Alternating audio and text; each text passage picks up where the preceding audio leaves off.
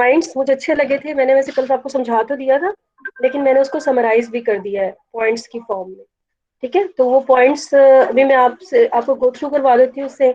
और फर्दर हमारा आज का जो टॉपिक है, जो मेन टॉपिक है, वो है स्टोमेटल रेगुलेशन। और उसके साथ हम इंट्रोडक्शन पढ़ेंगे मिनरल न्यूट्रिशन का। और उसका पार्ट वन आज हम देखेंगे कि उसमें मिनरल न्यूट्रिशन किसको कहते हैं, मिनरल्स क्या होते हैं, न्यूट्रिशन क्या होती है, और इस तरह की चीजें। तो let's go through first from the points of cavitation के। प्लांट कैविटेशन को रिमूव कैसे करता है, ये कुछ मैंने ऐड किए थे। अभी मैंने नोट्स आपके साथ शेयर नहीं किए, इसी वजह से कि मुझे लग रहा था कि इसमें शायद मैं एक दो चीजें जो है ना वो और ऐड कर सकूं, तो वो मैंने आज ऐड कर दी है।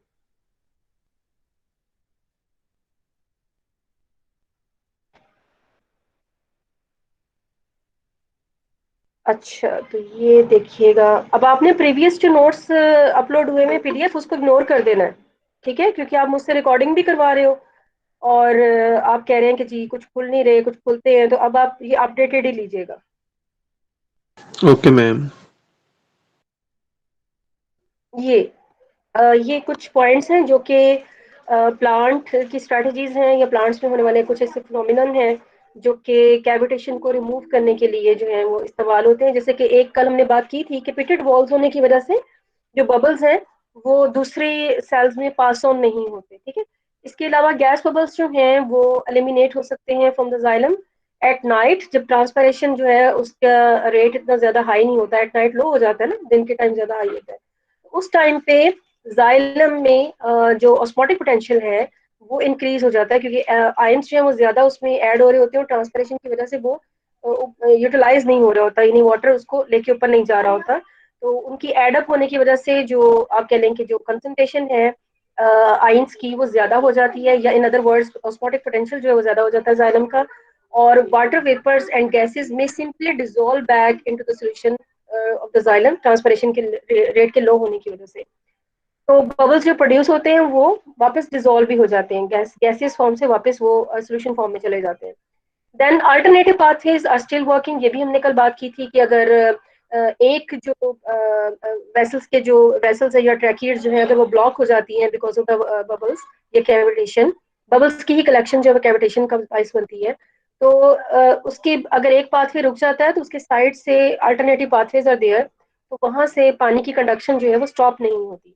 फिर रूट प्रेशर की थ्योरी हमने पढ़ी थी, और उसमें हमने ये जिक्र किया था कि रूट प्रेशर जो है ये भी बजाते खुद एक फिनोमिनन है जो कि सपोर्ट करता है ट्रांसलोकेशन ऑफ वाटर को। लेकिन यही रूट प्रेशर जो है वो प्लांट्स में आप कह लें कि गैस बबल्स को रिमूव करने के लिए भी इस्तेमाल होता है। इसके अलावा लेकिन इसमें एक चीज ये भी आपको पता होनी चाहिए कि रूट प्रेशर हर तरह का प्लांट डेवलप नहीं करता। ठीक है, हर तरह के प्लांट में रूट प्रेशर डेवलप नहीं होता। और न्यू सेल्स जो हैं जाइलम के, ये भी हमने कल बात की थी कि न्यू सेल्स ऐड होते हैं, जिसकी वजह से पुराने सेल्स अगर अपना काम करना छोड़ भी देते हैं तो न्यू सेल्स उनको रिप्लेस कर देते हैं। इसके अलावा एक और चीज जो कि अभी मतलब जिस पर फोकस चल रहा है, लेकिन ये कि कैविटेशन का प्रॉब्लम तो है प्लांट में, ठीक है, एग्जिस्ट करता है, लेकिन प्लांट उसको मिनिमाइज करने की कोशिश करता है। और प्लांट काफी सारे मेजर्स लेता है कि जिसके जरिए वो कैविटेशन को फर्दर जो है वो रिड्यूस कर सके। तो रिसेंट स्टडीज इंडिकेट दैट, इतना भी रिसेंट नहीं है, वैसे 2 decades हो चुके हैं, 2001 में ये स्टडीज है हुई थी कि indicate the cavitation may be repaired even when the water in the xylem is under tension. यानी कि जब कंडक्शन ऑफ द वाटर हो रही होती है, रेट हाई भी होता है वाटर की कंडक्शन का, ट्रांसलोकेशन का, तो एट दैट टाइम भी even there are some strategies जो कि पता नहीं है अभी, मतलब जिन पे काम करना भी बाकी है। तो उस दौरान में भी प्लांट जो है अपने बबल्स को, इस कैविटेशन को डिसॉल्व कर सकता है। तो इसमें इसका मैकेनिज्म क्या है इस रिपेयर का, वो अभी अननोन है, और उस पर काम जारी है, और उसके लिए फिर फर्दर रिसर्च की जो है वो जरूरत है। तो ये कुछ पॉइंट्स है जिनको पे मैंने यहाँ पे, कुछ हमने कल डिस्कस कर लिए थे, कुछ शायद एक दो जो है वो नए हो जो कि यहाँ पे ऐड अब मैंने कर दिए। Okay, so coming towards our today's topic is about stomatal regulation, opening and closing. और उसमें सबसे पहले आपको ये पता होना चाहिए कि स्टोमेटा का अपरेटस होता कैसा है। ठीक है, तो स्टोमेटा का अपरेटस जो है आप जानते हैं कि उसमें एक अपर्चर होता है, सुराख होता है, उसके इर्द गिर्द, सुराख के इर्द गिर्द दो सेल्स होते हैं जिनको हम गार्ड सेल्स के नाम से जानते हैं। और अगर हम मोनोकॉट में बात करते हैं तो ये गार्ड सेल्स जो है डम्बल शेप्ड होते हैं। अगर हम डाइकॉट्स में बात करते हैं तो ये गार्ड सेल्स जो है किडनी शेप्ड होते हैं, मोर और लेस किडनी शेप्ड होते हैं। इसके अलावा जो स्टोमेटा की कंसंट्रेशन है, यानी कि स्टोमेटा का प्रेजेंट होना है, मीजोफाइट्स अगर प्लांट्स हैं, यानी कि ऐसे प्लांट्स जो बहुत ज्यादा ना तो ड्राई एरिया के हैं, ना बहुत ज्यादा मतलब आप कहने की एक्सटेंसिव हाइड्रोफोबिक भी नहीं है और ड्राई एरिया के भी नहीं है, तो उनको मीजोफाइट्स बोलते हैं। तो उनकी दोनों सर्फेसिस पे, एडैक्सियल अबैक्सियल, ऊपर नीचे दोनों सर्फेस पे एक जैसे तादाद में स्टोमेटा पाए जाते हैं। लेकिन अगर आप नॉर्मल एक प्लांट को, मतलब जो कि मीजोफाइट नहीं है, मतलब एक ऐसा प्लांट जो कि किसी एक्सट्रीम कंडीशन का हिस्सा है, तो उसमें अगर हम देखें तो जैसे कि हमारे मैदानी इलाके के जो प्लांट्स हैं, अगर आप देखें तो आपको ज्यादातर प्लांट्स के जो है निचले वाले हिस्से में, यानी कि वो हिस्सा जो कि डायरेक्ट एक्सपोजर में नहीं होता सनलाइट के, उसमें जो है बैक्सियल सरफेस जिसको हम बोलते हैं, उसमें ज्यादा जो है स्टोमेटा पाए जाते हैं। देन एक और करेक्टरिस्टिक फीचर है गार्ड सेल्स की, चाहे वो मोनोकॉट की हो चाहे वो डाइकॉट की हो, दोनों में ही करेक्टरिस्टिक फीचर है कि जो इनर वेल्व्स होते हैं, एक तो उसके आउटर वेल्व्स है ना, जो कि आउटसाइड पे एपिडर्मल सेल्स के साथ कनेक्टेड है, उसके एडजेसेंट है। या फिर आपको पता होगा शायद एनाटॉमी में आपने पढ़ा होगा सेकंड सेमेस्टर में कि सब्सिडरी सेल्स भी मौजूद होते हैं, तो उनके एडजेसेंट वो होते हैं। Excuse me ma'am. लेकिन जी बताइए। जी बोलें। मैम वो कुछ बच्चे हैं, उनको अटेंड कर दें प्लीज। इतना को तो कर दिया है, अब टाइम भी ऊपर हो गया है, कल बताया तो था कि टाइम पे आया करें। और ये लास्ट वन है, इसके बाद नहीं करना मैंने किसी को भी। Okay, so we were talking about thank you ma'am, thank you. Walls of the guard cells. और walls of the guard cells में मैंने आपको बताया कि जो इनर वॉल्स है, इनर वॉल्स से हम रात ले रहे हैं कि जो अपर्चर के साथ वॉल्स हैं गार्ड सेल्स की, वो थिक होती हैं, ठीक है। और इसी थिकनेस की वजह से जो है वो आप कह लें कि स्टोमेटा का जो अपर्चर है, उसकी जो शेप है वो बनती है, ठीक है। ये थिकनेस जो है ये उसी को बनाने की बारिश है।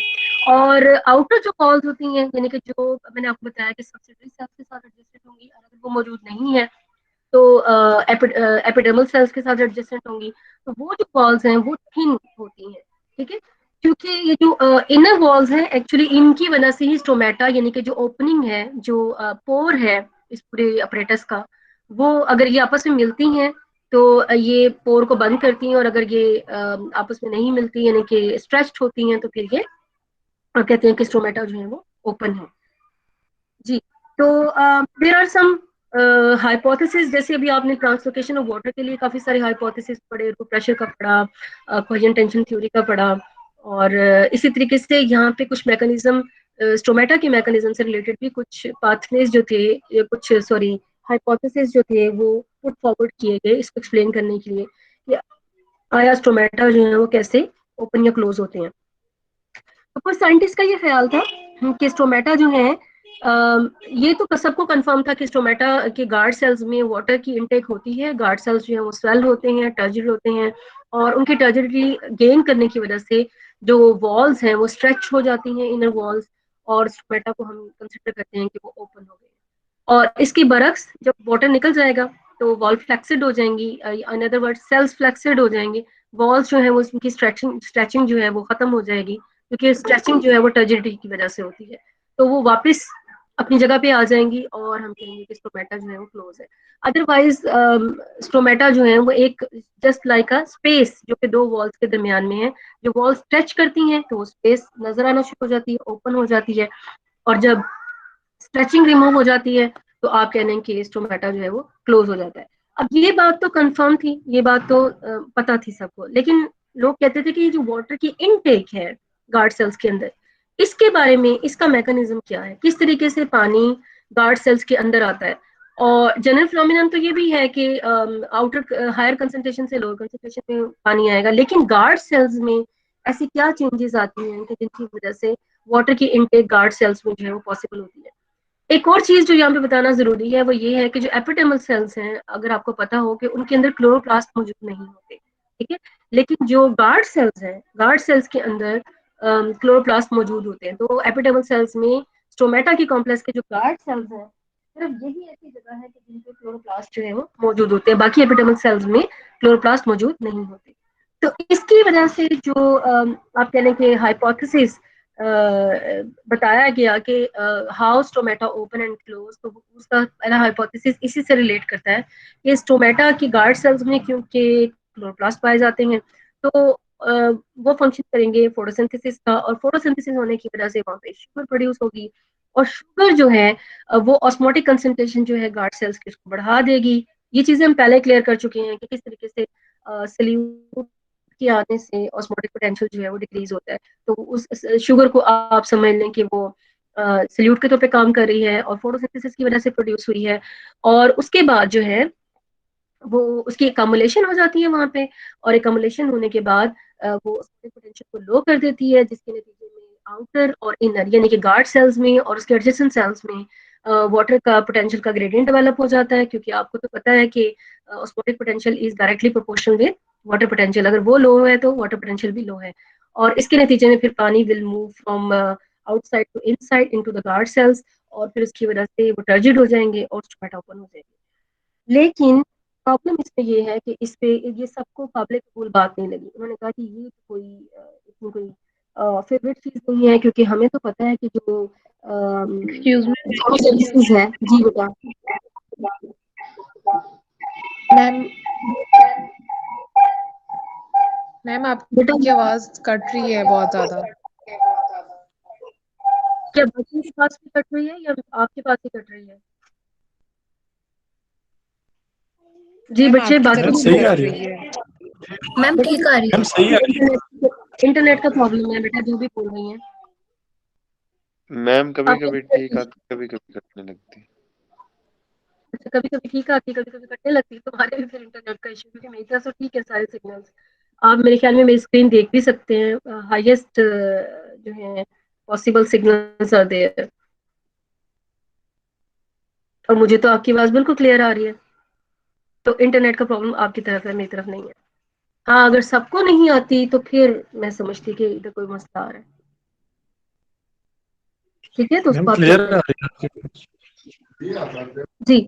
तो ओपनिंग ऑफ स्टोमेटा से रिलेटेड हमने पहले जो थ्योरी बताई है, that is related to photosynthesis, और हमने कहा कि फोटोसिंथेसिस की वजह से शुगर प्रोड्यूस होती है, और शुगर जो है वो ऑस्मोटिक पोटेंशियल को लो कर देती हैं, और उसकी वजह से वाटर पोटेंशियल लो हो जाता है, और डिफरेंस आ जाता है वाटर पोटेंशियल का आउटसाइड इनसाइड, और वाटर मूव करता है, टर्जिड होते हैं गार्ड सेल्स, और स्टोमेटा ओपन हो जाते हैं।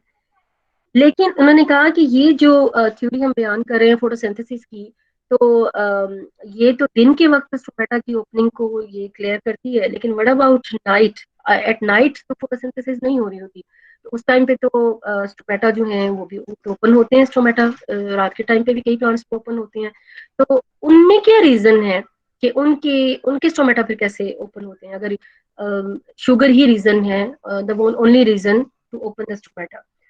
फिर उसके बाद उन्होंने कहा कि नहीं जी, एक और थ्योरी इसके लिए होनी चाहिए, एक और हाइपोथेसिस जो कि ज्यादा इसको क्लियर कर सके। उन्होंने फिर इसका कहा कि एक्चुअली फोटोसिंथेसिस इन्वॉल्व तो है, बट उसके साथ साथ जो है ये जो स्टोर्ड स्टार्च जो है, यानी कि फोटोसिंथेसिस स्टार्च को बना देती है और वो स्टोर हो जाती है, और ये जो स्टोर्ड स्टार्च है ये एक्चुअली फास्फोराइलेशन इसकी होती है, और फास्फोराइलेशन होने के बाद ये ग्लूकोज 1 फॉस्फेट में कन्वर्ट होगी, यानी स्टार्च प्लस एटीपी आप कहते हैं कि फास्फोराइलेशन के लिए एटीपी इस्तेमाल होगा, ग्लूकोज 1 फॉस्फेट बनेगा, ग्लूकोज 1 फॉस्फेट कन्वर्ट होगा into glucose 6 phosphate with some enzymes, और उसके बाद this will goes under hydrolysis, और इसकी वजह से ग्लूकोज प्रोड्यूस होंगे और फास्फोरिक एसिड प्रोड्यूस होगी, और ये ग्लूकोज जो है वो सोलेबल हो जाएगी और इंक्रीज करेगी उस बॉडी पोटेंशियल को, गार्ड सेल्स को, और बाकी का फिनोमिनन जो है वो सेम है। और क्लोजिंग ऑफ द स्टोमेटा में इसका रिवर्स हो जाएगा, यानी कि पहले हमने ग्लूकोज को बनाया है और अब हम स्टार्च को बना देंगे, तो इस तरीके से स्टार्च ग्लूकोज इंटर कन्वर्जन जो है वो स्टोमेटा को ओपन करने का बायस है। तो ये नीचे इसका ये बताई भी हुई है। क्या किसी का कोई मैसेज है, क्योंकि मुझे आवाज आई थी। निम्रा टाइम पे आया करें आप क्लास में, जो भी है आप। अच्छा, ये जरा देखिए, क्या आप इसको देख सकते हैं, इसको ये जो नीचे इक्वेशंस लिखी हुई हैं, या मैं इसको और बड़ा करूं? Yes ma'am. Ma'am yes ma'am, बड़ा कर। चलें और थोड़ा बड़ा कर दिया। ये देखेंगे जो मैं बात आपसे कर रही थी कि जब स्टोमेटा ओपन होते हैं तो actually starch plus phosphate phosphorylase enzyme इसमें इस्तेमाल होगा और ग्लूकोज 1 फॉस्फेट बनेगा। ग्लूकोज 1 फॉस्फेट जो है वो म्यूटेज एंजाइम की मौजूदगी में ग्लूकोज 6 फॉस्फेट में कन्वर्ट हो जाएगा, और ग्लूकोज 6 फॉस्फेट जो है ये फॉस्फेटेज एंजाइम इसको ग्लूकोज प्लस फॉस्फेट में कन्वर्ट। तो अल्टीमेट ये हमारा नतीजा निकला कि starch is converted into glucose, और ये ग्लूकोज एज सल्यूट एक्ट करेगी, और बाकी का फिनोमिनन वही है जो मैं ऑलरेडी आपको बता चुकी हूँ। ये है during opening of the stomata. During closing of the stomata ये होता है कि यही ग्लूकोज जो कि ऑलरेडी जो है गार्ड सेल्स में मौजूद होंगे, ये एटीपी के साथ मिलकर तो रिवर्सल करेंगे, इसी फिनोमिनन का रिवर्सल होगा। यानी कि पहले हमने स्टार्च से ग्लूकोज बनाया है, अब ग्लूकोज एटीपी के साथ मिलकर ग्लूकोज 1 फॉस्फेट, फिर 1 फॉस्फेट से अगेन जो है वो स्टार्च और प्लस फॉस्फेट जो कि स्टार्ट था ओपनिंग ऑफ द स्टोमेटा का, और इस तरीके से अगर स्टार्च प्रोड्यूस होगी तो स्टोमेटा जो है वो क्लोज होगी, क्योंकि स्टार्च जो है ये ऑस्मोटिकली इनर्ट है। ऑस्मोटिकली इनर्ट मतलब कि इसके होने से या इसकी कंसंट्रेशन के राइज करने से ये ऑस्मोटिक पोटेंशियल पे कोई फर्क नहीं डालती, लेकिन ग्लूकोज जो है वो ऑस्मोटिक पोटेंशियल पे फर्क डाल सकता है। दैट इज वाई स्टार्च की कंसंट्रेशन होने से फर्क नहीं पड़ता वाटर की इनटेक का, लेकिन अगर ग्लूकोज की कंसंट्रेशन है तो उससे फर्क पड़ता है।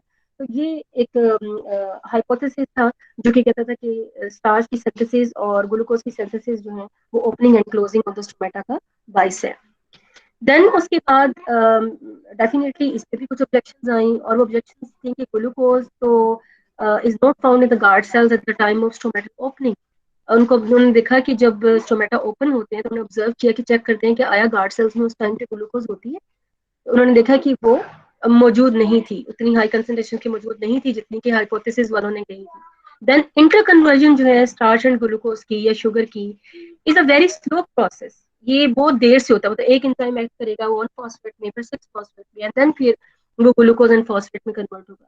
तो वो कहते हैं कि इसके बरक्स अगर हम इसको कंपेयर करें ओपनिंग एंड क्लोजिंग स्टोमेटा के साथ, तो दैट्स अ वेरी फास्ट, यानी बहुत तेजी के साथ ओपनिंग एंड क्लोजिंग होती है स्टोमेटा की, जो कि इसके साथ रिलेट नहीं करती। मतलब वो स्लो प्रोसेस है और ये फास्ट जो है वो प्रोसेस है।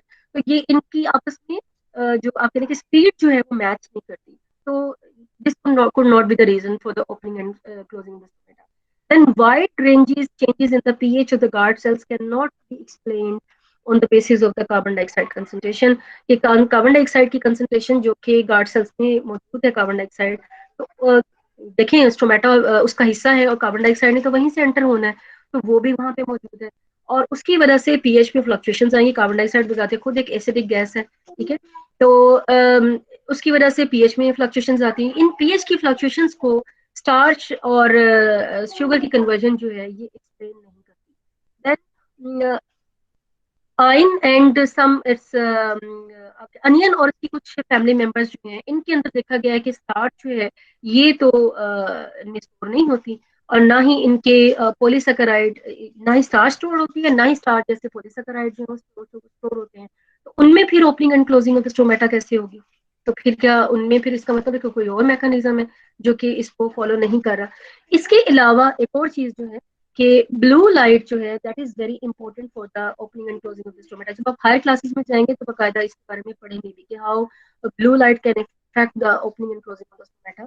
इसको भी स्टार्च का हाइपोथेसिस जो है ये एक्सप्लेन नहीं करता कि हाउ ब्लू लाइट इससे रिलेट कैसे करती है।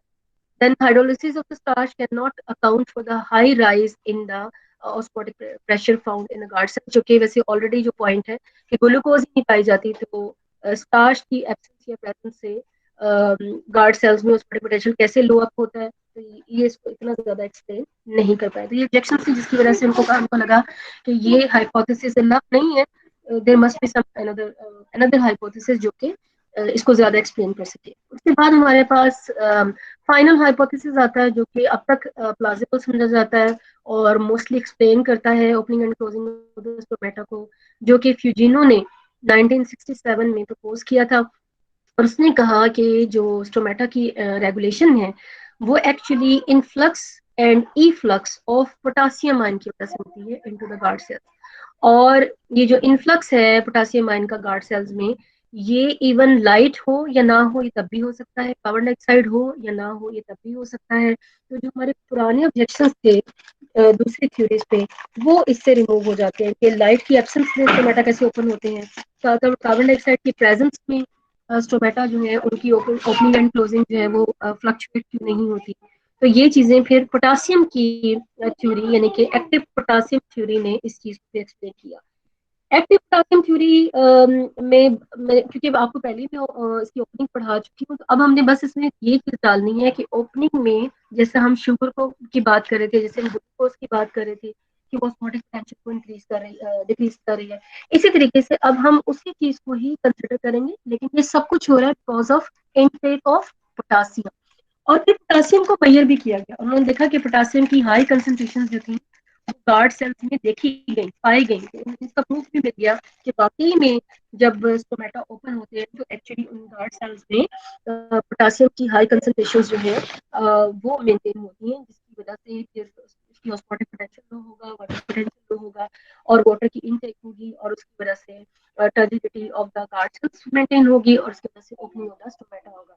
और जब यही चीज रिवर्स होगी यानी कि पोटासियम आयन गार्ड सेल से निकल जाएंगे तो उसकी वजह से क्लोजिंग ऑफ द स्टोमेटा होगी। और ये भी फिर उन्होंने देखा कि ये जो इनटेक ऑफ द पोटासियम है and out going of the potassium है, ये दोनों ही इनका रेट काफी स्पीड काफी हाई होती है, ये रेट इनका हाई होता है, जिसकी वजह से ये एक्सप्लेन भी करता है कि ये फास्ट रेगुलेशन ऑफ स्टोमेटा को किस तरीके से एक्सप्लेन करेगा या उसके साथ कैसे कोप करेगा। तो उसके बाद फिर लेविट ने भी 1974 में जो है इसको ऑब्जर्व किया और उन्होंने कहा कि स्टार्च की भी कॉन्ट्रीब्यूशन इसमें आप डाल सकते हैं, थ्योरी वही रहेगी, पोटासियम को ही के हाई कंसेंट्रेशन को ही मेंटेन करना है इन द गार्ड सेल्स, लेकिन वो कह रहा है कि इसके अंदर जो है वो स्टार्च भी अपना कॉन्ट्रीब्यूशन देती है। वो ऐसे देती है कि स्टार्च जो है कन्वर्ट हो जाती है to malic acid in the presence of light during day time, और उसकी वजह से जब वो मैलिक एसिड में कन्वर्ट होती है तो proton formed are used by the guard cells for the uptake of the potassium ion, और इसकी वजह से आप कह रहे हैं कि पोटासियम आयन जब इनटेक करेगा तो एक्चुअली गार्ड सेल्स एटीपी को खर्च कर रहा होगा। अब एटीपी को खर्च करने का क्या मतलब है, ग्रेडियंट ऑफ प्रोटॉन को इस्तेमाल करना। केमियोस्मोटिक थ्योरी से आप वाकिफ हैं, केमियोस्मोसिस कैसे होती है, एटीपी कैसे बनते हैं, इससे वाकिफ हैं आप लोग? हाँ जी, मेरा ख्याल है कि थर्ड सेमेस्टर में मैंने आपको कहाँ पढ़ाया होगा, माइटोकॉन्ड्रिया और क्लोरोप्लास्ट पढ़ाया होगा, उसमें उसमें मैंने एक्सप्लेन किया था इसको कि कैसे हाइड्रोजन आयन की जो ग्रेडियंट है, हाइड्रोजन आयन की कंसंट्रेशन का डिफरेंट होना है अक्रॉस द मेम्ब्रेन, चाहे क्लोरोप्लास्ट का हो, चाहे माइटोकॉन्ड्रिया का हो, चाहे कोई भी सेल मेम्ब्रेन हो। तो अगर एक मेम्ब्रेन के across potassium sorry hydrogen ion की कंसंट्रेशन ग्रेडियंट होता है, अगर डेवलप हो जाए, तो that can be utilized by the ATPase enzyme for the formation of ATP. जी कुछ याद आया?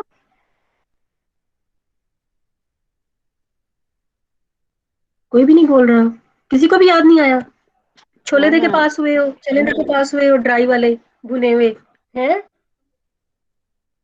कैसे पास हो गए हो? इसका मतलब तुम लोगों के रिजल्ट्स को देखना पड़ेगा फिर क्या करोगे मैम तुम रिजल्ट में तो 8 8 10 यस 10 मैम। नंबर है।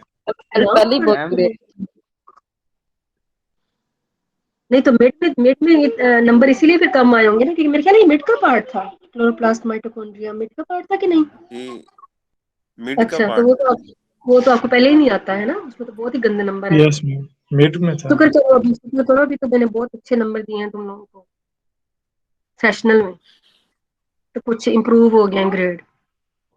एनी हो, तो उसमें मैंने आपको एक्सप्लेन यस किया मैम। था, अब मैं आपको दिखा भी सकती हूँ यस दोबारा मैम। से, लेकिन ये मुझे ढूंढना पड़ेगा।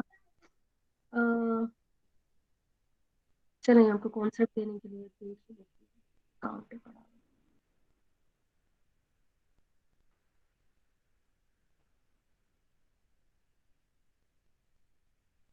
अच्छा, इसमें ये है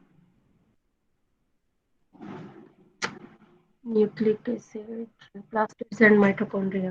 ये जरा देखिएगा, इसमें ये वाली डायग्राम अगर आपको याद हो, ये बताया था मैंने, इस तरीके से एक तरफ हाइड्रोजन आयन कम हो, दूसरी तरफ हाइड्रोजन आयन ज्यादा हो। क्लोरोप्लास्ट में भी यही फिनोमिनन होता है, ईटीसी जो रन करती है माइटोकॉन्ड्रिया में, उसमें भी सेम फिनोमिनन है। ठीक है, तो एक तरफ हाइड्रोजन आयन ज्यादा है, दूसरी तरफ हाइड्रोजन आयन कम है, तो ज्यादा से कम की तरफ हाइड्रोजन आयन मूव करेंगे और इस दौरान में एटीपी बनेंगे। ठीक है। तो ये जो आपको नजर आ रहा है CF0 ये एक्चुअली एंजाइम है, ठीक है, और नहीं, तो ये CF0 जो है ये एक्चुअली एंजाइम को रिप्रेजेंट कर रहे हैं। और इंटरेस्टिंगली ये same enzyme can act in both directions, ठीक है, यानी एटीपी को हाइड्रोलाइज भी कर सकता है। अगर इसका रिवर्स होगा तो एटीपी हाइड्रोलाइज होगा, और अगर इस तरीके से होगा जैसे डायग्राम में दिखाया हुआ तो एटीपी की सिंथेसिस होगी। तो इस एंजाइम को एटीपीएज या एटीपी सिंथेज दोनों नामों से जाना जाता है। Okay, coming towards our topic, हम बात कर रहे हैं पोटासियम की थ्योरी की, और उसमें लेविट ने कहा कि स्टार्च का भी रोल है, कि स्टार्च जो है कन्वर्ट होती है टू मैलिक एसिड और ड्यूरिंग डे टाइम, और उसकी वजह से जो है प्रोटॉन जो है वो बनते हैं, और प्रोटॉन जो है वो पोटासियम आयन की अपटेक के लिए इस्तेमाल होते हैं, क्योंकि प्रोटॉन जो है वो ग्रेडियंट का बाइस बनेंगे, उससे एटीपी बनेगा और एटीपी यूटिलाइज होंगे for the uptake of potassium into the guard cells. इसके साथ ही ये भी चीज उन्होंने बताया कि pH of the guard cell जो है वो इसके नतीजे में प्रोटॉन जब बनते हैं तो उसके नतीजे में इंक्रीज हो जाती है, और उसकी क्योंकि प्रोटॉन जो है वो एटीपी बनाने में खर्च हुए हैं और एटीपी पोटासियम बनाने में खर्च हो गई है, तो उसके नतीजे में आउटसाइड जो है वो हाइड्रोजन आयन ज्यादा हो जाएंगे, इनसाइड हाइड्रोजन आयन जो है कम हो जाएंगे, और उसके नतीजे में आपकी जो गार्ड सेल्स हैं वो ज्यादा अल्कलाइन हो जाएंगे, उनकी पीएच जो है वो हाई हो जाएगी। And this also increased uptake of the chloride ion. Chloride ion क्यों आएंगे गार्ड सेल्स में? क्योंकि गार्ड सेल्स ने at the expense of energy ATP के खर्च करके जानबूझकर पोटासियम आयन की कंसंट्रेशन को हाई किया है इनसाइड। और पोटासियम आयन जो है ये पॉजिटिव चार्ज बियरिंग आयंस हैं, तो पॉजिटिव चार्ज जो है वो गार्ड सेल्स में ज्यादा हो जाएगा। और आपको तो पता है कि न्यूट्रल पीएच की तरफ टेंडेंसी होती है साइटोप्लाज्म की किसी भी सेल की, अदरवाइज उसके बहुत सारे फंक्शंस जो हैं वो डिस्टर्ब हो सकते हैं। तो इसी चीज को न्यूट्रलाइज करने के लिए क्लोराइड आयन जो है वो पैसिवली किसी एक्सपेंस ऑफ एनर्जी के बगैर passively inside of the guard cell आएगा, ताकि वो पोटासियम के आयन को कॉन्ट्रैक्ट कर सके और उसकी वजह से पॉजिटिव चार्ज जो है लो हो सके। नतीजा ये अल्टीमेट ये होगा कि पोटासियम जो है एक तो ये क्लोराइड को लाने का बाइस बनेगा, दूसरी तरफ जो मैलेट बना था स्टार्च से ये उसके साथ भी बाइंड करता है और पोटासियम मैलेट बनाता है, और इस मैलेट बनने की वजह से ओवरऑल जो वाटर पोटेंशियल है गार्ड सेल का वो लो हो जाएगा। क्लोराइड भी आ चुका है, मैलेट भी मौजूद है, पोटासियम भी मौजूद है, तो ये तमाम चीजें जो है कंट्रीब्यूट करती हैं लो ऑस्मोटिक पोटेंशियल के लिए, और जिसकी वजह से वाटर पोटेंशियल भी लो हो जाएगा गार्ड सेल्स में, और जिसकी वजह से फिर इनटेक ऑफ द वाटर जो है पॉसिबल होगी और स्टोमेटा जो है वो ओपन हो जाएंगे।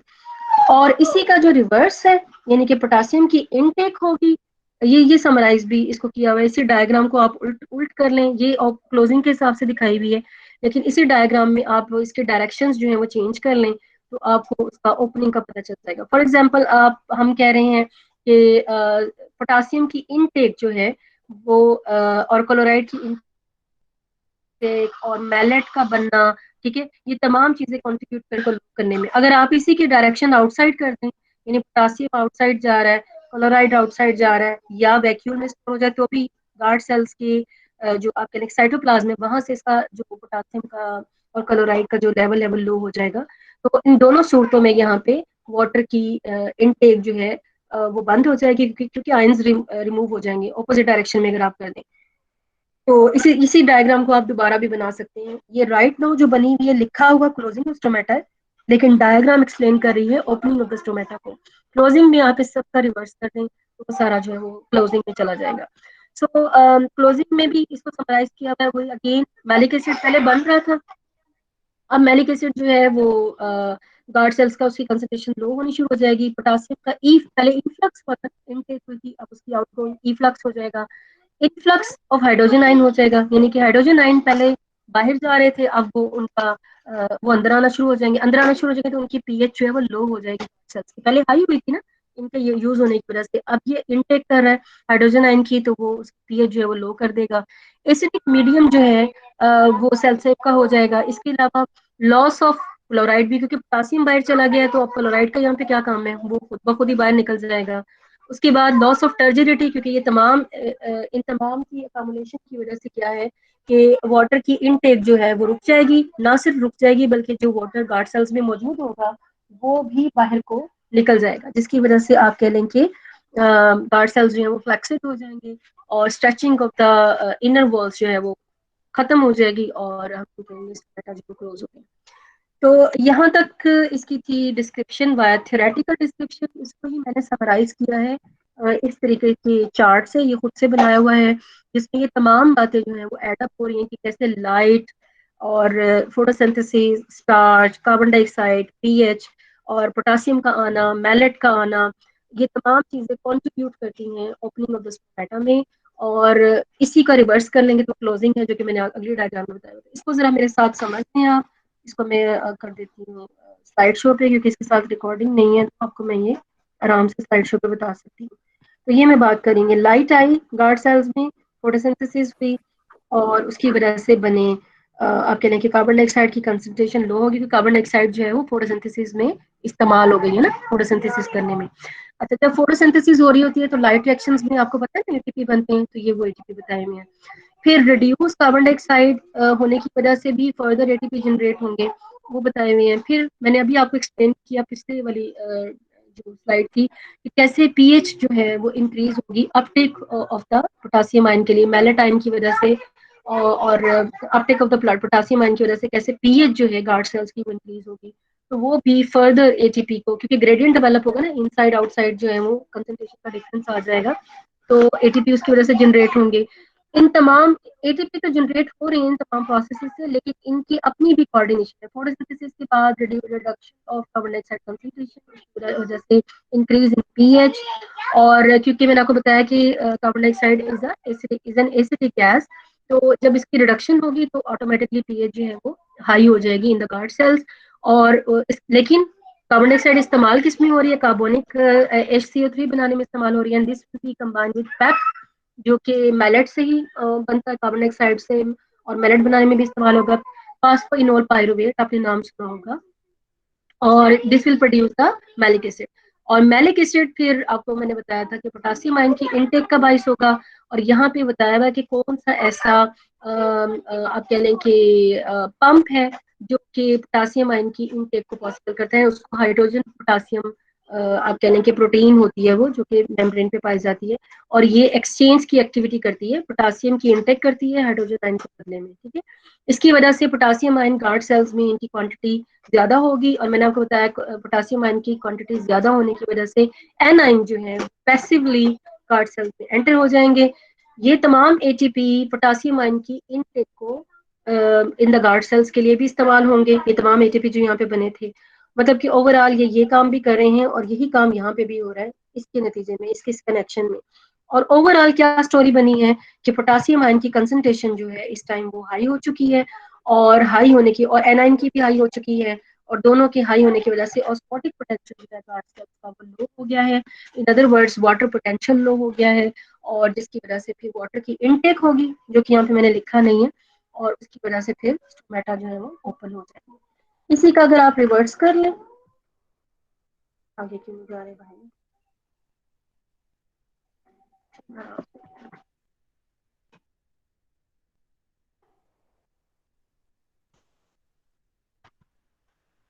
जी, इसी को अगर आप रिवर्स कर लें, यानी कि एट नाइट जब फोटोसिंथेसिस नहीं हो रही होती तो उस टाइम पे, लेकिन मैंने आपको पहले भी बताया कि फोटोसिंथेसिस अगर नहीं भी हो रही होती तो भी पोटासियम आयन को इनटेक करने की, मतलब फोटोसिंथेसिस उसमें ऐड कर रही है, पोटासियम आयन को इनटेक करने के लिए ऐड कर रही है चीजों को, लेकिन this is not the only mean जिसकी वजह से पोटासियम जो है उसकी इनटेक हो रही है। तो ड्यूरिंग नाइट क्या होगा, डार्कनेस में क्या होगा, loss of potassium ion bye the guard cells, और डिक्रीज हो जाएगा ऑस्मोटिक पोटेंशियल, और इंक्रीज हो जाएगा वाटर पोटेंशियल, और फिर पानी अंदर आने के बजाय बाहर जाना, यानी एक्सऑस्मोसिस हो जाएगी, और this will decrease the turgidity of the guard cells, और जिसकी वजह से स्टोमेटा जो है वो क्लोज हो जाएगा। तो this is all about stomatal regulation. यहाँ तक कोई क्वेश्चन है आपका तो मुझे बता दें, अदरवाइज हम अगले टॉपिक की तरफ चलते हैं।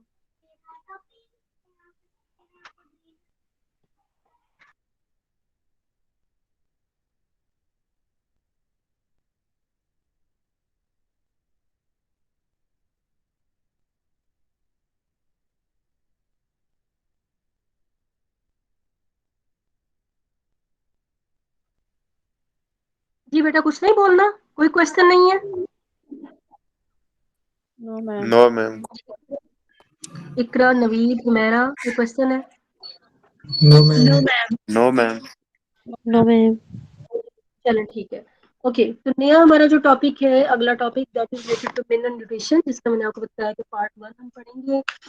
ये छोटा सा चैप्टर है, इतना बड़ा चैप्टर नहीं है, जिसमें आप देखेंगे मिनरल न्यूट्रिशन की डेफिनेशन, मिनरल न्यूट्रिएंट्स होते क्या हैं, और इनकी ट्रांसपोर्टेशन के बारे में थोड़ा सा ब्रीफ सा पढ़ेंगे, क्योंकि इसकी काफी डिटेल प्लांट फिजियोलॉजी 1 में 6 सेमेस्टर में आप पढ़ते हैं, 6 नहीं 7 में पढ़ते हैं। और इसके अलावा इकोलॉजी में भी किसी किसी जगह पे इसका टच आएगा। तो यहाँ पे हमने जस्ट ब्रीफली बताना है कि न्यूट्रिएंट्स कौन कौन से हैं, उनको कैसे क्लासिफाई किया जाता है, और उसके बाद उनकी ट्रांसपोर्टेशन के मीन्स कौन से हैं, यानी एक्टिव ट्रांसपोर्टेशन, पैसिव ट्रांसपोर्टेशन क्या होती है, एक्टिव क्या होती है, डिफ्यूजन के जरिए कैसे किस तरीके से एंटर होते हैं। और उसके अलावा हमने जो है फर्दर इसकी डिस्कशन करनी है कि आया न्यूट्रिएंट्स को हम दो तरह की, वैसे तो काफी तरीकों से कैटेगराइज कर सकते हैं, लेकिन एक जो सिंपल सी क्लासिफिकेशन है कि depending on the quantity of the required quantity जो कि प्लांट में उसकी होती है, उसकी उसको पर डिपेंड करते हुए जो हाई कंसेंट्रेशन में रिक्वायर्ड होते हैं उनको मैक्रो कहते हैं, जो लो में होते हैं उनको माइक्रो कहते हैं। तो मैक्रो जो है वो आपके सिलेबस में शामिल हैं, इनके डिटेल हम फर्दर पढ़ेंगे कि मैक्रो के फायदे क्या हैं, brief description about their role in the plant, and then deficiency symptoms की, जिनकी वजह से आप पहचान सकते हैं किसी भी प्लांट को देखकर कि आया उनमें किस आयन की या किस मिनरल की जो है कमी है। तो वो डेफिशिएंसी सिम्टम्स जो है वो पढ़ेंगे। दिस इज ऑल अबाउट, और आज हम स्टार्ट करते हैं अबाउट द डेफिनेशंस। तो डेफिनेशन में तो सबसे पहले, क्योंकि मिनरल न्यूट्रिशन है, तो मिनरल न्यूट्रिशन की क्या डेफिनेशन है, तो ये एक ब्रांच है आपके लिए प्लांट साइंटिस्ट साइंस की, जो कि डील करती है स्टडी कि प्लांट जो है वो किस तरीके से ऑब्टेन करते हैं एंड यूज करते हैं मिनरल न्यूट्रिएंट्स को। ये भी इसमें शामिल है कि प्लांट इन मिनरल्स को ऑब्टेन कैसे करते हैं, और यानी सॉइल से ये किस तरीके से हासिल होते हैं या एयर से कैसे हासिल होते हैं, एंड देन उनको प्लांट यूटिलाइज कैसे करते हैं। तो ऑब्टेनिंग एंड देयर यूजेस दोनों ही की स्टडी जो है ये मिनरल न्यूट्रिशन कहलाती है। अच्छा, मिनरल जो वर्ड है ना, न्यूट्रिएंट जो है वो तो कोई भी ऐसी चीज है जो उसकी न्यूट्रिशन में कंट्रीब्यूट कर सकती है प्लांट की या किसी भी ऑर्गेनिज्म की। लेकिन जब हम बात करें मिनरल की, मिनरल जब हम वर्ड यूज करते हैं तो उसमें हम कहते हैं कि ऐसा न्यूट्रिएंट जो कि सोलली ऑब्टेन्ड हो फ्रॉम सॉइल। ठीक है, सॉइल से ऑब्टेन्ड होने वाले न्यूट्रिएंट को हम मिनरल कहते हैं। अदरवाइज जो एयर से आप कार्बन लेते हैं, देखिए वो भी न्यूट्रिशन का हिस्सा है, और इसके अलावा आप एयर से ऑक्सीजन लेते हैं, वो भी न्यूट्रिशन का हिस्सा, उसके बगैर भी प्लांट का गुजारा नहीं है, वो भी चाहिए होती है, प्लांट को बहुत ज्यादा चाहिए होती है। लेकिन वो ये दोनों चीजें वो एयर से लेता है, सॉइल से नहीं लेता, तो इनको हम मिनरल न्यूट्रिएंट नहीं कहेंगे, ना कार्बन को ना ऑक्सीजन को, ये मिनरल न्यूट्रिएंट नहीं है। ठीक है, तो ये न्यूट्रिएंट जरूर है लेकिन ये मिनरल नहीं है।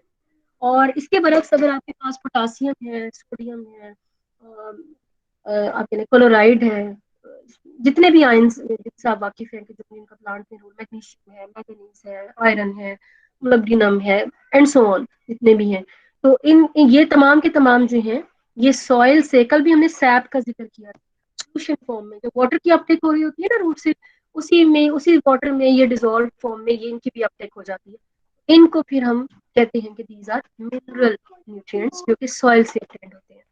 ठीक है, अच्छा उसके बाद मिनरल न्यूट्रिएंट्स जो है ये क्योंकि मैंने आपको बताया सॉइल से ऑब्टेन्ड होते हैं, तो एक इनका करेक्टरिस्टिक फीचर ये भी है कि ये इनऑर्गेनिक इन नेचर होते हैं, ऑर्गेनिक इन नेचर नहीं होता। ऑर्गेनिक अगर कोई चीज प्लांट का हिस्सा बन रही है तो वो मिनरल न्यूट्रिएंट नहीं कहलाएगी, बल्कि इनऑर्गेनिक फॉर्म में जो आयंस हैं वो मिनरल न्यूट्रिएंट जो कहलाते हैं। ठीक है जी। इसके बाद मिनरल न्यूट्रिएंट जो है बायोस्फीयर में, यानी कि पूरा का पूरा जो एक साइकिल चलता है इनका, फास्फोरस का साइकिल है या सल्फर का साइकिल है या पोटासियम का साइकिल है, किसी भी चीज का जो साइकिल है वो प्लांट के ऊपर ही बेस करता है। क्योंकि देखिए प्लांट ही अगर आप नोटिस करें तो हम प्लांट को खाते हैं या प्लांट को दूसरे ऑर्गेनिजम्स खाते हैं, और प्लांट ही वो वाहिद ऑर्गेनिज्म है जो डायरेक्टली सॉइल से न्यूट्रिएंट्स की अपटेक करते हैं।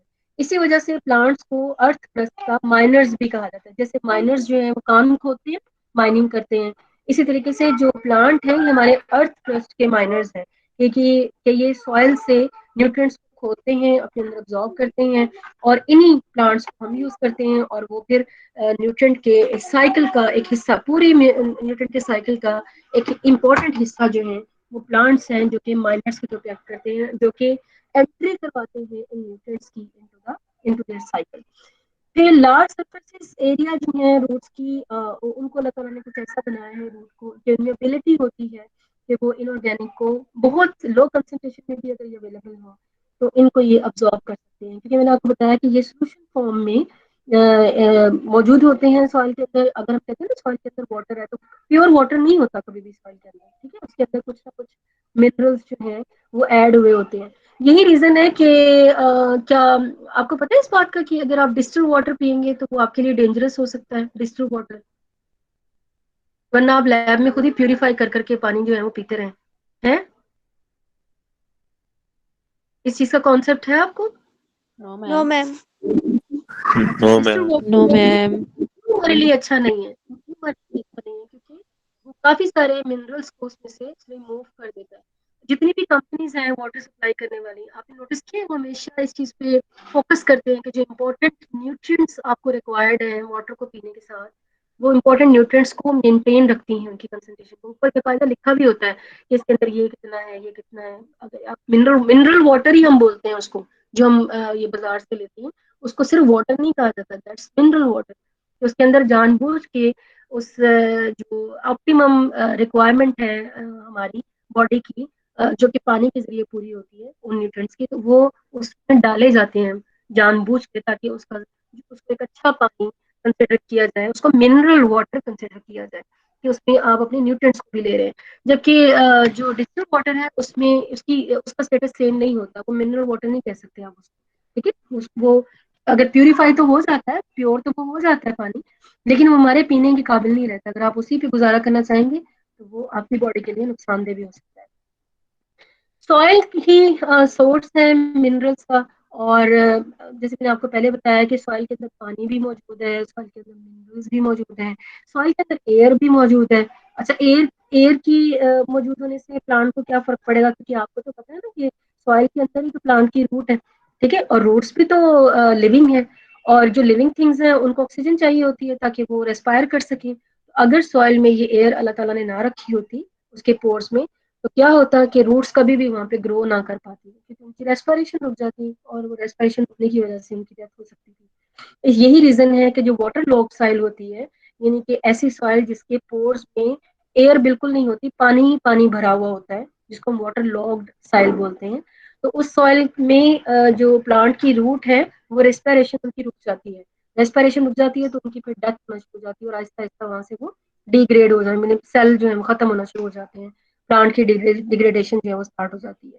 तो सॉइल जो है वो मजमुआ है इनऑर्गेनिक मिनरल्स का, ऑर्गेनिक मैटर्स का, लिविंग माइक्रो ऑर्गेनिजम्स इसी में रहते हैं, एयर भी इसमें मौजूद है, दैट्स वेरी इंपॉर्टेंट, और वाटर तो ऑफ कोर्स इसका हिस्सा है ही। तो इन्हीं में से हमने ये देखना है कि ये जो इनऑर्गेनिक मिनरल्स हैं ये वहां पे कैसे आते हैं। तो ये बनते हैं, कोई भी सॉइल जो है उसके बनने का अगर अमल आप देखें, सॉइल की विदरिंग या पेरेंटल रॉक की विदरिंग से जो सॉइल है वो बनती है, और उसी पेरेंटल रॉक पेरेंट रॉक कैसी है कि जिसकी विदरिंग से सॉइल पार्टिकल्स बन रहे हैं, उसी पे डिपेंड करता है कि आया जो बनने वाली सॉइल है वो एसिडिक होगी, बेसिक होगी, या उसमें कौन सा मिनरल ज्यादा होगा, उसमें एल्यूमिनियम ज्यादा होगा, उसमें पोटासियम ज्यादा होगा, उसमें जिस तरह की रॉक होगी पेरेंट, उसी की डिग्रेडेशन से वहाँ पे बनने वाली सॉइल होगी। ऑल दो एंथ्रोपोजेनिक एक्टिविटीज की वजह से या ह्यूमन एक्टिविटी की वजह से और इन्वायरमेंटल कंडीशंस की वजह से भी बनने के बाद भी सॉइल के टेक्सचर में और आप कहें कि उसके मिनरल्स में क्वांटिटी जो है वो कम ज्यादा हो सकती है। जैसे कि फार्मर्स जो है अगर सॉइल को इस्तेमाल करते रहेंगे तो पेरेंट रॉक कब तक सप्लाई करती रहेगी, तो सॉइल तो वही है, ठीक है, और मौजूद है वहां पे, तो वहां से मिनरल्स जो है वो प्लांट अगर एक खास किस्म के मिनरल, खास किस्म के प्लांट आप बार बार ग्रो करेंगे अपने फील्ड्स में, तो वो एक खास किस्म जो कि जिसको वो ज्यादा इस्तेमाल कर रहा है उसकी वहाँ पे क्वांटिटी को रिड्यूस कर देगा। तो ये इनऑर्गेनिक आयंस या मिनरल्स कहाँ से आते हैं, ये पेरेंटल रॉक की विदरिंग की वजह से सॉइल में जो है वो ऐड हो जाते हैं फ्रैक्शन की सूरत में, और इन्हीं को फिर जो है आप कह लें कि ये सॉइल पार्टिकल्स के साथ ये जो वाटर है उसके अंदर ये डिजॉल्व फॉर्म में भी होते हैं, और यही सॉइल पार्टिकल्स जो है ये कोलाइडल सिस्टम के तौर पे भी एक्ट करते हैं, यानी सर्फेसिस के ऊपर ये एडहियर या एड्सॉर्ब्ड फॉर्म में भी होते हैं, ठीक है, और सॉइल पार्टिकल्स जो है ना बजाते खुद इसके ऊपर भी चार्ज मौजूद होता है, इसकी वजह से भी ये काफी सारे जो आप कह लें कि जो न्यूट्रिएंट्स हैं या मिनरल्स हैं उनको ये अपने साथ अट्रैक्ट करके रखती है। तो एक खास किस्म का जो सॉइल है, खास किस्म की जो सॉइल है, उसके अंदर पाए जाने वाले न्यूट्रिएंट्स भी उसके हिसाब से ही मौजूद होते हैं कि वो किन न्यूट्रिएंट्स को अपने साथ एडियर करके रख सकती है और किन न्यूट्रिएंट्स को अपने साथ एडियर करके नहीं रख सकती। जैसे कि कैटाइंस जो है, कैल्शियम है, पोटासियम है, मैग्नीशियम है, ये इसी तरीके से सॉइल के अंदर रहते हैं कि वो उसके सॉइल पार्टिकल्स के साथ एडहियर करके या एड्सॉर्ब्ड फॉर्म में जो है वहां पे मौजूद रहते हैं। सॉइल सोल्यूशन क्या होता है? आप ये समझ लें कि सॉल्युबल मिक्सचर है, सॉल्युबल फॉर्म है मिनरल्स की, जो कि कैटाइन एनाइन दोनों के इसमें जो है वाटर में जो है वो मौजूद होता है। कैटाइन क्या होते हैं? जिनके ऊपर पॉजिटिव चार्ज होता है, पॉजिटिव चार्ज बेरिंग ये आइंस हैं। और कोलाइडल सिस्टम के साथ ये कैटाइंस जो हैं, मैंने आपको कोलाइडल सॉल्ट पार्टिकल जो है इनके ऊपर नेगेटिव चार्ज होता है, तो जितने भी कैटाइंस हैं इसी वजह से इनके साथ बाइंड करके रहते हैं। सॉल्ट पार्टिकल के बजाते खुद ऊपर जो नेगेटिव चार्ज होता है, और ये जो पॉजिटिव चार्ज बेरिंग आइंस जो होते हैं ना, ये मोस्टली इसी तरीके से सॉइल में रिटेन्ड रहते हैं कि उसके सरफेस के साथ एडियर कर जाते हैं। और एनाइन जो है इसकी फ्री सप्लाई होती है, यानी नाइट्रेट्स के फॉर्म में, फॉस्फेट है, सल्फेट है, इन तमाम के ऊपर जो है और सॉइल के मैंने पार्टिकल्स भी बताया, इन तमाम के ऊपर जो है ये नेगेटिव चार्ज होता है। और एनाइन जो है ये किसी भी सरफेस के साथ एडियर नहीं होते क्योंकि इन पे नेगेटिव चार्ज है, सॉइल पार्टिकल्स के ऊपर भी नेगेटिव चार्ज है, तो ये उसके साथ तो एडियर नहीं कर सकते। तो ये फ्री फॉर्म में आप कह रहे हैं कि सोल्यूशन के अंदर जो है वो मौजूद होते हैं।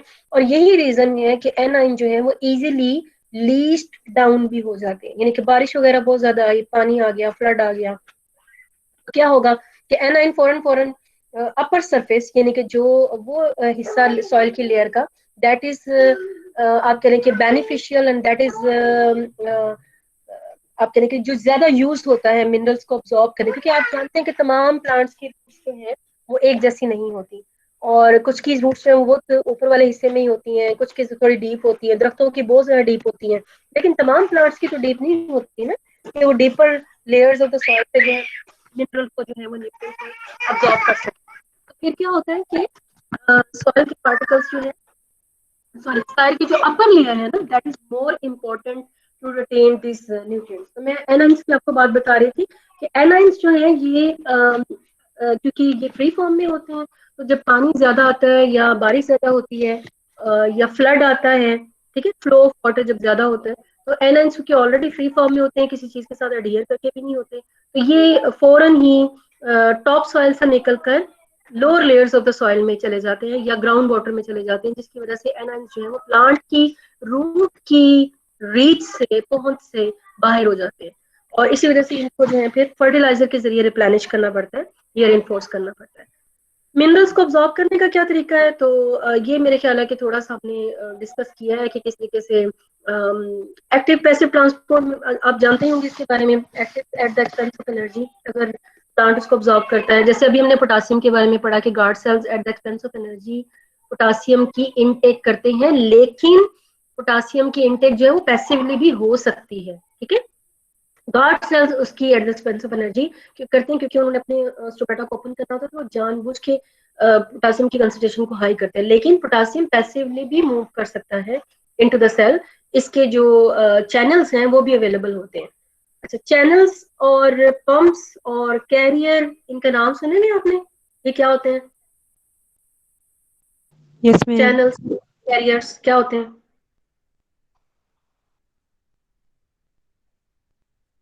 कोई तो बोल पो। हेलो, मैम नाम सुने लेकिन पता नहीं क्या होते। पता नहीं क्या होता ये तमाम, ये जो मैं वर्ड बोल रही हूँ ना, channels, pumps, protein, pumps and carriers, ये तमाम प्रोटीन्स हैं ये, जो कि मेम्ब्रेन में एम्बेडेड होती हैं। आपको पता है ना प्रोटीन का मॉडल क्या कहता है कि लिपिड बाय लेयर होती है, सॉरी प्रोटीन कह रही हूँ, मेम्ब्रेन का मॉडल क्या होता है, लिपिड बाय लेयर होती है और उसके अंदर प्रोटीन एम्बेडेड होती है। तो ये जो एम्बेडेड प्रोटीन है ना, ये एक्ट करती है as channel, as carriers, as pumps. तो जो पंप्स है ना, पंप्स, तो ऐसी प्रोटीन्स जो कि पंप के तौर पे एक्ट करती है, वो एनर्जी को इस्तेमाल किए बगैर मूवमेंट ऑफ आयंस नहीं करती, ये मॉलिक्यूल्स नहीं करती। और जो जिनको मैं, जैसे मैंने अभी आपको कहा कि पोटासियम जो है वो चैनल्स भी इसके मौजूद होते हैं, मतलब कि चैनल्स ऐसी प्रोटीन है जिनके अंदर फ्री फॉर्म में, आप कह लें कि डिफ्यूजन के जरिए फ्री फॉर्म में या without at the expense of energy जो है वो मूवमेंट ऑफ या ट्रैफिकिंग ऑफ आयंस जो है या मॉलिक्यूल्स जो है वो हो सकती है। और कैरियर में भी किसी हद तक आप कह सकते हैं कि एनर्जी यूटिलाइज नहीं होती, लेकिन कैरियर का जो आप कह लेंगे मैकेनिज्म है ना ट्रांसपोर्टेशन का, that is a little bit complex. इसके बारे में भी आप 7th सेमेस्टर में जाके डिटेल से पढ़ेंगे। तो कैरियर की जो स्ट्रेटेजी है मूवमेंट की, आयंस की, ट्रैफिकिंग की, वो थोड़ी सी आप कह लें कि थोड़ी ज्यादा कॉम्प्लेक्स है चैनल्स की निस्बत। लेकिन दोनों में सिमिलैरिटी ये है कि चैनल्स और कैरियर दोनों ही एनर्जी को इस्तेमाल नहीं करते। जबकि पंप का वर्ड, जैसे कि पंप बजाते खुद देखिए वर्ड भी ऐसा है ना, पंप जैसे आपकी मोटर पंप होता है, पानी वाला पंप होता है, तो क्या वो at the expense of energy जो है वो काम कर रहा होता है। तो जस्ट लाइक दैट ये ऐसी प्रोटीन्स हैं जो कि at the expense of energy काम कर रही होती हैं।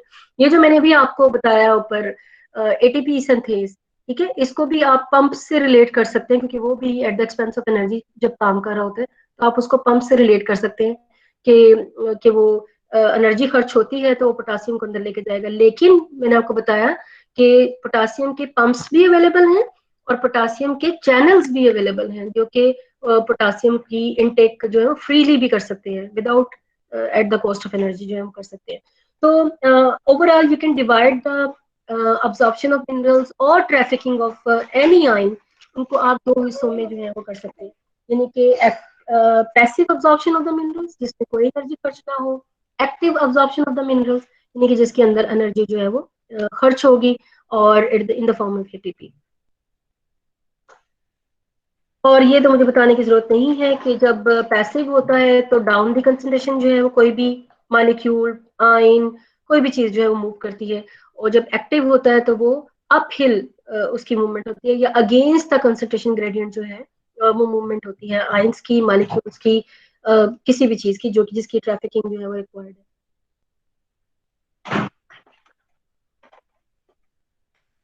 ओके, और कभी कभी बंद ही हो जाता है, क्या है इसको जी। पैसिव ट्रांसपोर्टेशन के लिए जो पाथवेज आप कह लें या जो तरीकेकार हैं, उनमें आपके पास डिफ्यूजन आ जाती है, मास फ्लो आ जाता है, आयन एक्सचेंज हो सकता है, यानी एक आयन अंदर आए दूसरा आयन बाहर चला जाए। देखिए ये भी विदाउट एक्सपेंस ऑफ एनर्जी है। और मास फ्लो, बल्क फ्लो में कोई चीज तो वो भी तभी आएगी ना जब कंसंट्रेशन का ग्रेडियंट अवेलेबल होगा। डिफ्यूजन में थोड़ा स्लो आता है, मतलब वैसे तो डिफ्यूजन में ज्यादा खुद काफी फास्ट होती है, लेकिन मास फ्लो की निस्बत में कह रही हूँ कि स्लो होता है। और उसके अलावा एक चौथी चीज भी जो है जिसको शायद एक्सप्लेन करने की मुझे जरूरत पड़े, क्योंकि बाकी चीजों से आप फैमिलियर ही होंगे, डोनन इक्विलिब्रियम। तो डोनन ने, गिब्स डोनन ने ये एक टर्म जो है वो बताई थी, डोनन इक्विलिब्रियम, कि जिसमें उन्होंने कहा था कि अगर कोई एक चीज अंदर पहले से मौजूद हो तो उसकी वजह से जानबूझकर दूसरी चीज जो है वो फोर्स हो जाए कि वो अंदर जाए। जैसे अभी मैंने आपको बताया था ना, पोटासियम की इंटेक जब हो जाती है गार्ड सेल्स में, तो क्लोराइड खुद ब खुद उसके अंदर एंटर हो जाता है, उसको कॉन्ट्रैक्ट करने के लिए, उसकी चार्ज जो पॉजिटिव चार्ज है उसको नलीफाई करने के लिए क्लोराइड खुद ब खुद एंटर होता है इनटू द सेल। तो ये जो खुद ब खुद एंटर होना है, ये डोनम इक्विलिब्रियम की एग्जांपल है। यानी कि कुछ ऐसे आप कह लें कि आयंस हैं कि जिनकी फिक्स अमाउंट जो है वो किसी भी सेल में मौजूद होती है, जो कि किसी दूसरे आयन की इनटेक को पॉसिबल करती है। और ये इनटेक तब तक चलती रहती है जब तक कि इक्विलिब्रियम जो है वो डेवलप नहीं हो जाता क्रॉस द मेम्ब्रेन, और इसी को डोनन इक्विलिब्रियम जो है या गिब्स डोनन इक्विलिब्रियम जो है उसको कहते हैं। डिफ्यूजन को भी मैं डिस्कस नहीं करूंगी, आप इसके बारे में जानते हैं। मास फ्लो, बल्क फ्लो में चीज का जाना, और इसकी वजह से भी रूट्स काफी सारे आयंस को इकट्ठा जो है उसकी इंटेक, जब बल्क फ्लो वाटर होता है ना, उसके साथ ही मास फ्लो ऑफ आयंस भी हो जाता है, तो ये उसके साथ हो जाता है। आयन एक्सचेंज, यानी कि आयन एक्सचेंज की एग्जांपल मैं आपको कैसे दूं कि आपने सुना हो कभी कैटायन एक्सचेंज का या एनायन एक्सचेंज के बारे में सुना हो, कभी नाम सुना है इसके बारे में?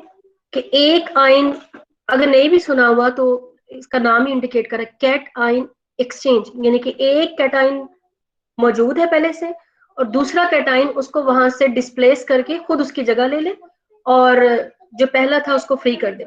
यानी कि अगर किसी सॉइल पार्टिकल के साथ आप यूं समझ लें कि वहां पे हाइड्रोजन मौजूद थी, ठीक है, और वो हाइड्रोजन पोटासियम की कंसंट्रेशन अगर सोल्यूशन में ज्यादा है तो पोटासियम हाइड्रोजन आयन को डिस्प्लेस करके खुद सॉइल पार्टिकल के साथ बाइंड कर जाए और हाइड्रोजन को डिस्प्लेस कर दे, तो दिस इज कैटायन एक्सचेंज, ठीक है। इसी तरीके से एन एक्सचेंज भी हो सकता है कि किसी जगह पे एक आयन को दूसरे आयन रिप्लेस कर, लेकिन ज्यादा इंपॉर्टेंट जो प्रॉपर्टी है दैट इज कैटायन एक्सचेंज, जो कि सॉइल की आप कह लें कि फर्टिलिटी को इंक्रीज करने का बायस है या सॉइल में इंपॉर्टेंट कैटायन को रिटेन करने का बायस है। लेकिन ऑन द अदर हैंड यही जो सेम कैटायन एक्सचेंज है ये समटाइम नुकसानदेह भी हो सकती है अगर ऑलरेडी सॉइल में अच्छे कैटायन मौजूद हो, अच्छे से मुराद के जो प्लांट को चाहिए होते हैं, ठीक है, ज्यादा क्वांटिटी में चाहिए होते हैं, और सोल्यूशन में अगर ऐसे कैटायन आ जाए जो कि इतनी ज्यादा मिकदार में नहीं चाहिए होते हैं, और बजाय इसके कि वो कैटायन एक्सचेंज की वजह से अच्छे कैटायन रिटेन करते, अब बुरे कैटायन या लेस यूजफुल कैटायन जो है उनको डिस्प्लेस कर देते हैं। तो at the same time cation exchange जो है वो बेनिफिशियल भी है और नुकसानदेह भी है, लेकिन it's an important property of a soil कि जिसकी वजह से आप सॉइल की फर्टिलिटी को देख सकते हैं कि आया उसमें कैटायन एक्सचेंज कैपेसिटी कितनी है और वो कितना उसको जो बर्दाश्त कर सकती है। एन एक्सचेंज में फिर दो तरह के हैं, कॉन्टैक्ट एक्सचेंज है और उसके अलावा जो है कार्बोनिक एसिड एक्सचेंज थ्योरी है। कॉन्टैक्ट एक्सचेंज थ्योरी में डायरेक्ट कॉन्टैक्ट अगर हो जाए, जैसे कि रूट का डायरेक्ट कॉन्टैक्ट है अपनी सॉइल पार्टिकल्स के साथ, नियर बाय सॉइल पार्टिकल्स के साथ, और उसको वो आयन दे दे अपने दे दे और उससे जो है वो आप कह लेंगे जैसे आयन जो है वो रूट के सेल्स सॉइल के पार्टिकल्स के जरिए ही या क्ले पार्टिकल्स से ही उनसे अब्जॉर्ब करते हैं, और उन्होंने एडहियर किया होता है, मैंने पहले ही आपको बताया, और रूट रिलीज करते हैं पोटासियम आयन को और वो डिस्प्लेस कर देगा उन इम्पोर्टेंट कैटायंस को जो कि ऑलरेडी क्ले पार्टिकल पे होंगे। तो रूट पोटासियम देगा और वो इन रिटर्न जो है सॉरी हाइड्रोजन देगा और वो इन रिटर्न जो है उसको इम्पोर्टेंट कैटायन जो कि पोटासियम मैग्नीशियम कोई भी ऐसा कैल्शियम हो सकता है वो उसको इन रिटर्न देंगे। तो कॉन्टैक्ट थ्योरी ये कहती है। कार्बोनिक एसिड एक्सचेंज थ्योरी ये कहती है कि इसके मुताबिक कि आयंस जो है ना वो इस तरह सॉइल सोल्यूशन पार्टिकल्स भी नहीं होते पहले, मतलब पार्टिकल से वो डिसॉल्व होते हैं into the soil solution, soil के वाटर में पहले वो डिसॉल्व होते हैं, और कार्बन डाइऑक्साइड जो है जब रूट रेस्पायर करती है तो उस दौरान में कार्बन डाइऑक्साइड रिलीज होती है, और ये कार्बन डाइऑक्साइड जो है वो सॉइल वाटर में डिसॉल्व हो जाती है और बनाती है carbonic acid is CO3, and this carbonic acid is a weak acid, और ये डिसोसिएट करता है, हाइड्रोजन को अलग कर देता है और HCO3 नेगेटिव को अलग कर देता है। H नतीजा तो वहीं पे आ गया जो पहले कॉन्टैक्ट एक्सचेंज कह रहा था कि हाइड्रोजन आयन आ गया है और इन रिटर्न वो पोटासियम को ले रहा है, जैसे कि मैंने पोटासियम की एग्जांपल दी।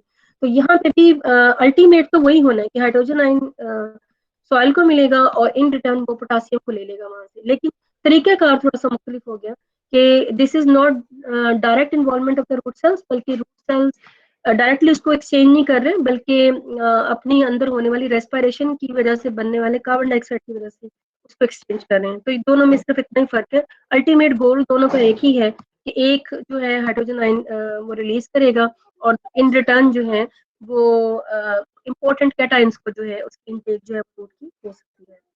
देन मैंने आपको बताया जो चौथा मैकेनिज्म है वो डोनर इक्विलिब्रियम का है। इसकी मैंने जनरल डेफिनेशन भी पहले बता दी है जो कि डोनर गिब्स ने दी थी कि सॉरी गिब्स डोनर ने दी थी कि this describe the equilibrium that exist between the two solutions जो कि एक मेम्ब्रेन के जरिए सेपरेटेड हो। तो the membrane is constructed such that कि it allows the passage of certain charge component of the solution, और यहाँ पे अगर आप इसको रिलेट करना चाहें रूट और सॉइल के हिसाब से, यानी कि एक रूट का सोल्यूशन है एक सॉइल का सोल्यूशन है और दरमियान में मेम्ब्रेन आ रही है रूट के सेल्स की, तो इनके दरमियान में एक्सचेंज होगा आयंस का, और जो आप कह लें कि ऐसे आयंस जो कि परमानेंट या आप कह लें कि जो फिक्स्ड आयंस हैं जो कि ऑलरेडी रूट सेल्स के अंदर मौजूद हैं जिनमें पोटासियम है और प्रोटीन जो है, प्रोटीन के ऊपर भी नेगेटिव चार्ज होता है, प्रोटीन आयंस हैं, तो इनकी वजह से जो बाकी आयंस हैं वो इनकी प्रेजेंट होने की वजह से इनके अंदर उनकी इनटेक हो गई, जैसा कि क्लोराइड की एग्जांपल है। This is because of the donor equilibrium जो कि इसको एक्सप्लेन करता है कि व्हाई क्लोराइड मूव इनसाइड, कि जहाँ पे ऑलरेडी पोटासियम जो है वो मौजूद होता है, and this all occurs without the expense of energy, ना डिफ्यूजन में, ना मास फ्लो में,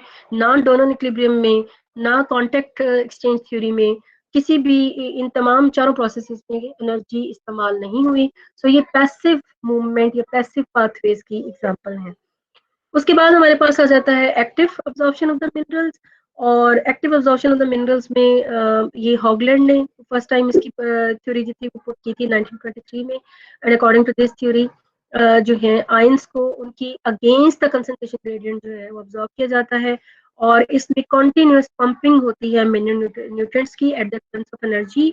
और आउटसाइड पे फॉर एग्जांपल सॉइल सोल्यूशन में अगर एनाइन कम भी है या कैटाइन कम भी है और रूट के अंदर खुद के अंदर जो ज्यादा भी हैं और वो मजीद लेना चाहता है उन कैटाइन एनाइंस को, तो वो एनर्जी खर्च करके एटीपी खर्च करके जानबूझ के पंप्स के जरिए उनको अपने अंदर उनकी इनटेक कर सकता है, जैसे गार्ड सेल्स में पोटासियम की इनटेक हुई थी at the expense of energy, down the concentration gradient नहीं बल्कि अगेंस्ट द कंसंट्रेशन ग्रेडियंट। और दोनों में फर्क क्या है कि फर्क यही है कि एटीपी जब चाहिए होंगे किसी भी आयन की इनटेक के लिए, तो फिर आपको तो पता है कि एटीपी तो रेस्पिरेशन से होते हैं, और रेस्पिरेशन तो फिर रूट के सेल्स की रेस्पिरेशन इंपॉर्टेंट है ना, क्योंकि वही वहाँ पे डायरेक्ट इन कांटेक्ट में है। और रूट की सेल्स की रेस्पिरेशन जो है उनको कुछ फैक्टर्स ऐसे भी हैं सॉइल के जो कि लो कर सकते हैं। एक मैंने आपको एयर के बारे में बताया था कि बॉटल ऑफ सॉइल में अगर एयर कम हो जाए, तो एयर जब कम होगी तो एक्चुअली एयर में क्या चीज है जो कि इसकी रेस्पिरेशन के लिए इंपॉर्टेंट है, दैट्स ऑक्सीजन। तो लैक ऑफ ऑक्सीजन रेस्पिरेशन को इनहिबिट कर सकती है, intake of the active intake of the ions को भी वो लो कर सकती है। Adequate supply of the respiratory material जो रिक्वायर्ड है, ग्लूकोज है, सप्लाई है, जिनको डिग्रेड करके जो है वो रूट रेस्पायर करती हैं, तो अगर वो उसके पास मौजूद नहीं है तो भी वो रेट को स्लो कर सकता है। और फेवरेबल टेम्परेचर, क्योंकि आप जानते हैं ना कि रेस्पिरेशन जो है उस पर टेम्परेचर का अच्छा खासा इफेक्ट होता है। ज्यादा टेम्परेचर हो जाए तो रेस्पिरेशन का रेट बढ़ जाता है, कम टेम्परेचर हो तो रेस्पिरेशन का रेट जो है वो कम हो जाता है। तो फेवरेबल टेम्परेचर भी रिक्वायर्ड है, रूट को ऑक्सीजन भी सफिशिएंट होनी चाहिए और रेस्पिरेटरी मटेरियल भी हो। तो इनटेक ऑफ द आयन जो है it's not a big deal, और वो आराम से प्लांट अपनी रिक्वायरमेंट के अकॉर्डिंग जो है उस सॉइल से उसकी वो करते रहेंगे। मैकेनिज्म के लिए दो तरह की प्रोटीन इसमें इस्तेमाल होती हैं, एक को हम बोलते हैं है ये पंप की ही टाइप, लेकिन फर्क इनमें ये है कि एक जो है वो डायरेक्टली एटीपी को इस्तेमाल करते हैं, और जो दूसरे हैं जिनको कोड ट्रांसपोर्ट का नाम दिया गया है, ये डायरेक्टली नहीं इस्तेमाल करते हैं एनर्जी को, लेकिन डायरेक्टली इस्तेमाल नहीं करते। तो ज्यादा डिटेल में मैं नहीं जाऊंगी, फिर वो आपके लिए कॉम्प्लेक्स हो जाएगा उसको समझाने को तो मैं समझा दूंगी, लेकिन आपको शायद पता ना चले, क्योंकि वो चीजें मैंने इसमें मसाला डाला नहीं हुआ कि जिसको देख के आप उसको क्लियर कर सकें, क्योंकि आपके लेवल की वो चीज नहीं। आप बस इतना समझ लें कि एक्टिव ट्रांस अब्जॉर्प्शन आयंस के लिए दो तरह के प्रोटीन्स जो है इन्वॉल्व हो सकती हैं। प्रोटॉन पंप्स इस्तेमाल हो सकते हैं या कोड ट्रांसपोर्ट। प्रोटॉन पंप में जैसा कि नेम इंडिकेट कर रहा है, हाइड्रोजन आयन के पंप होंगे ये, और हाइड्रोजन आयन का ग्रेडियंट इस्तेमाल करेंगे किसी भी आयंस के अपटेक के लिए। कोड ट्रांसपोर्ट में जैसा कि नेम इंडिकेट कर रहा है, एक चीज देगा तो बदले में दूसरी चीज देगा। जैसे कि पोटासियम अगर रिक्वायर्ड थी गार्ड सेल्स को, तो हाइड्रोजन को वो दे रहा था और इनटेक उसकी इन रिटर्न जो है वो पोटासियम को ले रहा था। This is a kind of code transport. और इसके अलावा पोटासियम की डायरेक्ट इनटेक भी हो सकती है at the expense of energy, जो कि उसके पंप के जरिए होगी। सो इसमें पंप्स में जो है वो डायरेक्ट एनर्जी इस्तेमाल होती है, जबकि कोड ट्रांसपोर्ट में इस्तेमाल नहीं होती। अच्छा, क्योंकि डायरेक्शन इन्वॉल्व होगी ना कोड ट्रांसपोर्ट, यानी कि एक साथ मूव, कोड ट्रांसपोर्ट एक साथ मूव करना, तो मूवमेंट की डायरेक्शन तो डिफरेंट हो सकती है। फॉर एग्जाम्पल हाइड्रोजन आयन बाहर जा रहा था, पोटासियम आयन अंदर आ रहा था, तो ये एंटी ट्रांसपोर्ट है, यानी कि एंटी पोर्ट की एग्जाम। कोड ट्रांसपोर्ट है, एक साथ ट्रांसपोर्ट हो रही है, लेकिन एक चीज बाहर जा रही है, दूसरी चीज अंदर आ रही है। ठीक है, तो दिस इज कोड ट्रांसपोर्ट। लेकिन कोड ट्रांसपोर्ट की भी फर्दर टाइप हो जाएगी जिसको हम कहेंगे एंटी पोर्ट। ठीक है, और इसी तरीके से वो सेम डायरेक्शन में भी हो सकते हैं, यानी कि एक चीज अंदर आए और दूसरी चीज भी उसके साथ ही अंदर आए, तो उसको हम कहेंगे सिम्पोर्ट, यानी कि एक साथ एक ही डायरेक्शन में दो चीजों का एंटर होना, और तो उसको हम कहेंगे कि दैट इज सिम्पोर्ट। और सेम प्रोटीन को सेम पोर्ट को वो इस्तेमाल करेंगे for the movement of two ions, और टू डिफरेंट या two different types of ions. Positive negative भी हो सकता है, पॉजिटिव पॉजिटिव भी हो सकता है, जिसको इस्तेमाल कर सकते हैं कोड ट्रांसपोर्ट में। तो ये था अबाउट टुडेज लेक्चर। अगर यहाँ तक कोई क्वेश्चन है तो आप मुझसे पूछ सकते हैं। उसके बाद फिर आपसे एक इम्पोर्टेंट बात मैंने की है, हाँ जी।